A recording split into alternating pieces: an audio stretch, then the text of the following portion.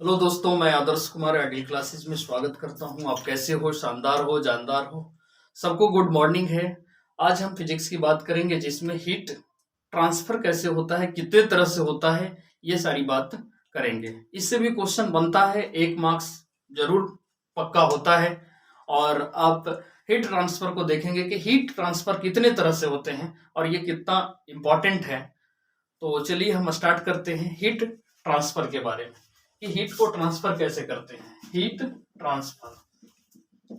Transfer मतलब वो heat आप देखें, जैसे आप अभी ठंडा का मौसम है तो आप देखेंगे कि कपड़े कम पहने हैं तो आपको ज्यादा ठंडा लगता है। तो क्या प्रभाव है इसका, कैसे हीट का रेडिएशन होता है, कैसे एक जगह से दूसरी जगह जाता है, ये सारी बातें हम करेंगे। तो देखिए, हीट का ट्रांसफर मेनली 3 तरह से होता है। मेनली कितने तरह से होता है? 3 तरह से होता है। एक चालन होता है जिसको हम कंडक्शन कहते हैं। और एक होता है आपका संवहन संवहन जिसको कन्वेक्शन कहते हैं। और तीसरा जो है पॉइंट आपको विकिरण होता है, विकिरण से जिसको हम रेडिएशन कहते हैं, रेडिएशन। तो ये 3 तरह से हीट का ट्रांसफर होता है किसी भी बॉडी में। मान लेते हैं कि यहाँ पे आग जल रहा है, ये आग है। मान लेते हैं कोई व्यक्ति जो है, एक मान लेते हैं सुंदर कन्या है यहाँ, और यहाँ से ये अपना ये हाथ है और हाथ को ऐसे रखी है। तो ये यहाँ पे आग जल रहा है, चारों तरफ आग है। एक यहाँ पे रॉड है, एक मान लीजिए एक रॉड है आपका, ये क्या है? रॉड है आपका, ठीक है। और एक जो है वस्तु आपको इधर कोई है, यहाँ पे है कोई वस्तु, मान लेते हैं यहाँ पे पानी है, यहाँ पे पानी ले लिया जाए।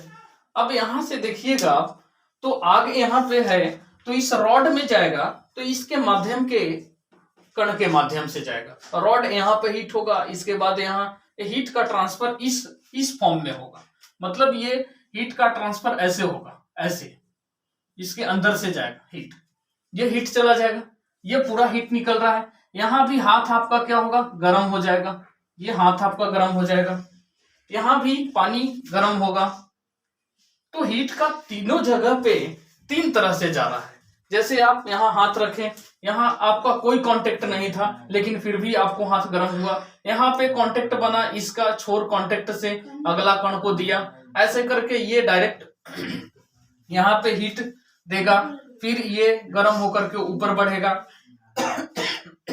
ऐसे जाते रहेगा, ऐसे हीट का ट्रांसफर होता है। तो देख रहे हैं एक जगह माध्यम की जरूरत पड़ रहा है,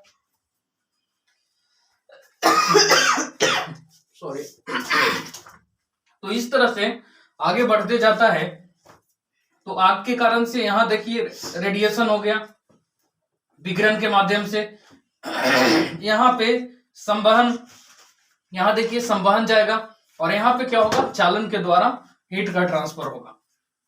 तो आप यहां से देखें कि जो चालन है वो किस में गया? सॉलिड में। चालन किस में होता है? सॉलिड में होता है। लेकिन संवहन आप देखें कि दोनों तरह से, देखिए गैस यहां आता, तो यहां पे गैस और लिक्विड दोनों आता है, यहां पे गैस और लिक्विड दोनों आता है। लेकिन यहां पे आपका क्या होगा? यहां देखिए, यहां पानी है, यहां हाथ आपका सॉलिड।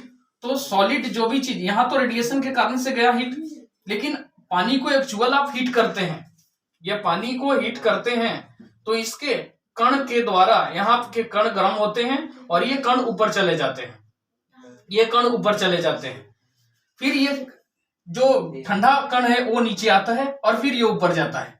इस तरह से ये 3 माध्यम के द्वारा, चालन, संवहन और विकिरण के द्वारा हीट का ट्रांसफर होता है एक स्थान से दूसरे स्थान तक। तो चलिए देखते हैं एक एक करके कि चालन है क्या। सबसे पहले देखेंगे हम कि चालन है क्या। चालन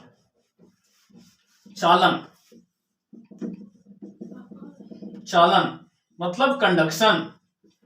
कंडक्शन कहते किसको हैं? तो पहला चीज आपको ध्यान रखना है कि कंडक्शन किसको कहा जाएगा। ये केवल ठोस में होता है। ये कहां पे होता है? ठोस में होता है।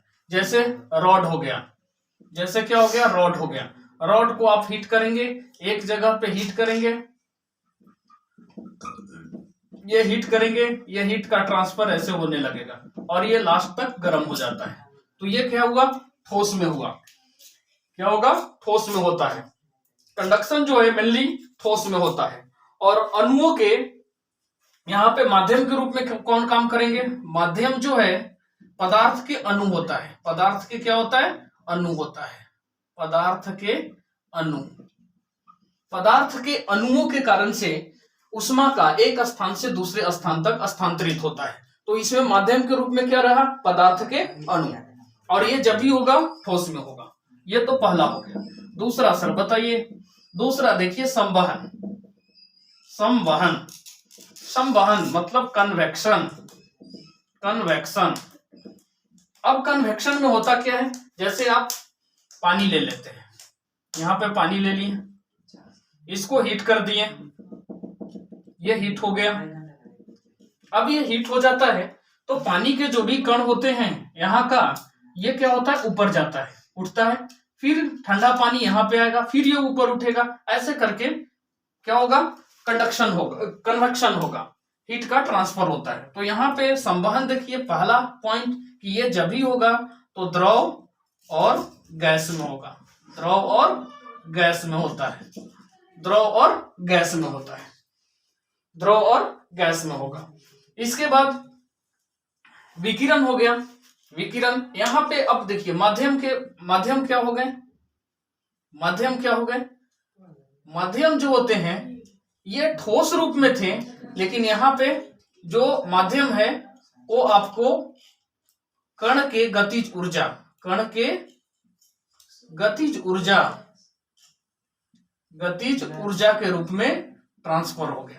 माध्यम यहाँ कण ही रहा, लेकिन यहाँ पदार्थ के अणु के रूप में गति हुआ। यहाँ कण की गतिज ऊर्जा जो होती है वो पानी के ऊपरी सतह पर जाता है और धीरे धीरे पूरे पानी को गर्म कर देता है। संवहन हो गया। तो द्रव और गैस में होता है। तीसरा पॉइंट जो है आपका संवहन, ये विकिरण। विकिरण, विकिरण मतलब रेडिएशन। रेडिएशन, रेडिएशन देखिए ठोस में भी हो सकता है, द्रव में भी हो सकता है, गैस में भी हो सकता है। और तो किसी भी तरह से पदार्थ रहेगा। जैसे सन से आने वाला लाइट, सन से आने वाला जो उष्मा ऊर्जा है उसको धरती तक पहुंचने में देखिए निर्वात से भी गमन कर लेता है और माध्यम को भी। तो वायुमंडल भी इससे गर्म हो जा रहे हैं, और भी कोई वस्तु रखा हुआ है उसके द्वारा भी गर्म हो जाता है। तो ये क्या होगा? ठोस, द्रव और गैस तीनों में, ठोस, द्रव और गैस तीनों में काम करता है। ये तीनों में यूज होता है, ठोस में भी, द्रव में भी और गैस में भी। और ये जब भी होता है रेडिएशन, ये हॉट बॉडी में ही होता है। मतलब काफी हॉट बॉडी होना चाहिए। कहिएगा सर मेरा भी टेम्परेचर तो 37 डिग्री सेल्सियस होता है, क्या हमसे इस ऊर्जा विकिरित होगा? नहीं। उसके लिए काफी स्ट्रॉन्ग हीट होना चाहिए। इसके लिए क्या होना चाहिए? स्ट्रॉन्ग हीट होना चाहिए। स्ट्रॉन्ग हीट होगा तभी उससे विकिरण क्या होगा? एक जगह से दूसरी जगह जाते हैं। जैसे सन का इतना अधिक ऊर्जा है, तापमान है कि वो रेडिएट करते रहता है, रेडिएट करते रहता है। तो ये इतना रेडिएट करता है क्यों? क्योंकि वो हॉट बॉडी है, लेकिन हम लोग की उतनी क्षमता नहीं है। टेम्परेचर है लेकिन पूरी क्षमता नहीं है, इसलिए ट्रांसफर नहीं कर पाता है। तो ये ठोस में भी होता है, द्रव में भी होता है और गैस में भी होता है। और ये इसका जो गमन होता है वो निर्वात में भी गमन आसानी से करता है। निर्वात में भी गति आसानी से कर लेता है। ये जो है, ये जो गति करता है, इसका माध्यम देखिए क्या है? ये माध्यम क्या है? आखिर ये कैसे एक स्थान से दूसरे स्थान तक आता है? तो ये इलेक्ट्रोमैग्नेटिक वेव के रूप में आता है। ये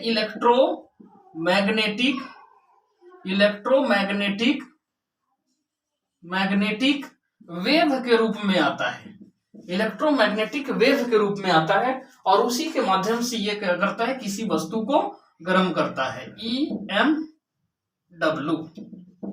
इलेक्ट्रोमैग्नेटिक वेव के रूप में ये गति करता है।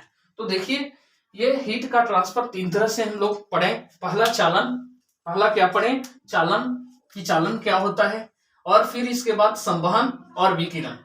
चालन में पदार्थों के अणुओं के द्वारा हीट का ट्रांसफर होता है, उसको कहते हैं चालन। चालन में हमेशा एक वस्तु के एक छोर से गर्म करते हैं, दूसरे छोर तक चला जाता है। जैसे यहाँ रॉड को गर्म करेंगे और ये धीरे धीरे धीरे धीरे पूरे गर्म हो जाते हैं, तो यहाँ पे चालन हुआ। तो चालन किस पदार्थ में हुआ, ठोस पदार्थ में। हमेशा चालन कहाँ पे होगा, ठोस पदार्थ में। इसके बाद आपको संवहन बताया, पदार्थ के अणुओं के गतिज ऊर्जा के कारण से ट्रांसफर होता है हीट का। जैसे यहाँ के अणु गर्म होकर ऊपर उड़ जाते हैं, फिर वहां के ठंडे कण आ जाते हैं, इसके बाद फिर ऊपर हो जाता है। ऐसे करके पूरे वस्तु को पूरा गर्म कर देता है। तो ये हमेशा द्रव और गैस के लिए होता है। तो ये, इसके बाद विकिरण है। विकिरण आपको सूर्य से आने वाली किरण जो होती है उसी के द्वारा रेडिएशन होता है। और ये हमेशा विकिरण हमेशा आपको ध्यान रखना है कि विकिरण हमेशा स्ट्रॉन्ग हीट रहेगा, तभी उससे कोई भी उष्मा का विकिरण होगा। जैसे ये पूरा हॉट बॉडी है, जिसके कारण से उष्मा को रेडिएट करेगा चारों तरफ। तो ये मात्र सूर्य से आने वाली किरणें जो होती हैं वही विकिरण के माध्यम से होता है। और विकिरण में ठोस भी हो सकता है वस्तु गर्म, या द्रव भी हो सकता है, या गैस भी गर्म हो सकते हैं। तो ये ठोस, द्रव, गैस तीनों के लिए होता है, लेकिन चालन ठोस के लिए, संवहन द्रव और गैस के लिए, और ये तीनों के लिए। और ये जो माध्यम इसका काम करता है वो इलेक्ट्रोमैग्नेटिक वेव। अब कहिएगा इलेक्ट्रोमैग्नेटिक वेव क्या है सर? तो ये ऐसा तरंग है जिसके लिए माध्यम की आवश्यकता नहीं होती, बल्कि बिना माध्यम के वह एक स्थान से दूसरे स्थान तक गमन कर जाती है, उसको कहते हैं इलेक्ट्रोमैग्नेटिक वेव। आई होप आप हीट ट्रांसफर को समझ गए होंगे। तब तक के लिए गुड बाय, जय हिंद।